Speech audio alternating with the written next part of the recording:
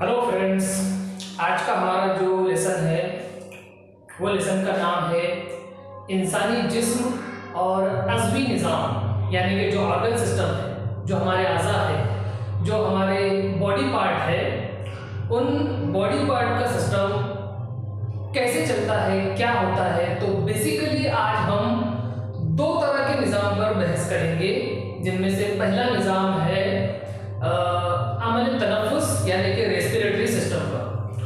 देखिए, respiratory system और उसके बाद जो है हमारा टॉपिक रहेगा that is the blood circulation, यानी कि दौरान खून का जो निज़ाम है। ये दो तरह के सिस्टम आज हमको डिस्कस करना है और 8वीं क्लास के जो बच्चे हैं उनके लिए ये दो सिस्टम जो है वो कोर्स के अंदर रखे हुए हैं। हमारा जो लेसन है उसके अंदर ये दो सिस्टम मौजूद है, जिसके अंदर हम अच्छी तरह जानते हैं कि रेस्पिरेटरी सिस्टम क्या होता है। रेस्पिरेटरी सिस्टम मतलब सांस लेने और छोड़ने का जो सिस्टम है हमारा। हम जो सांस ले रहे हैं, 24 घंटे जो है हम हवा अंदर ले रहे हैं, बाहर छोड़ रहे हैं, तो ये जो सांस लेने का निज़ाम हमारा है, इस निज़ाम को जो है वो रेस्पिरेटरी सिस्टम कहा गया है। जब हम सांस अंदर लेते हैं तो उसको जो है वो इनहेल करना बोलते हैं।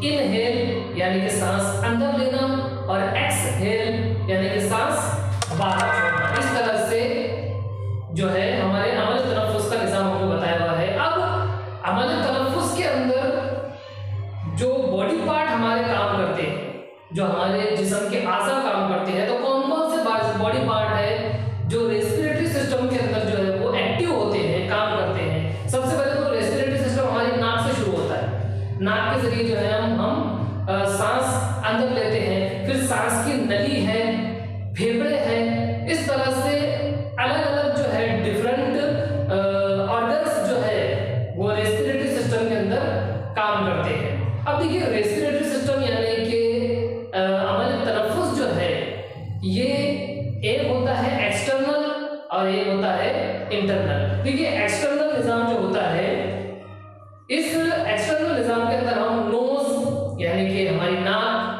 हमारा जो हलक है ये हलक, और उसके बाद ट्रैकिया यानी कि सांस की नली, उसके बाद लंग्स वगैरह जो है ये ऑर्गन काम करते हैं। उसके बाद जो इंटरनल रेस्पिरेशन होता है, मतलब सेल्स के अंदर जो है, खलियात के अंदर जो है वो ग्लूकोज का टूटना, उसका डिसोसिएट होना और उस ग्लूकोज और उसके जैसे जो मटेरियल होते हैं उन मटेरियल्स के अंदर से एनर्जी का निकलना, ये सेल्स के अंदर होता है। और ये जो होता है ये इंटरनल रेस्पिरेशन कहलाता है, जबकि सांस लेना और छोड़ना ये एक्सटर्नल रेस्पिरेशन कहलाता है। तो इस तरीके से जनरल चीजें जो है हमको बताई गई है इस लेसन के अंदर। जो हमारा इंसानी जिस्म और अज़वी निज़ाम जो हमारा है ऑर्गन सिस्टम का, इसके अंदर जो है वो मेजर पॉइंट्स हमको बताए हुए हैं। उसके बाद जो दूसरा सिस्टम हमको डिस्कस करना है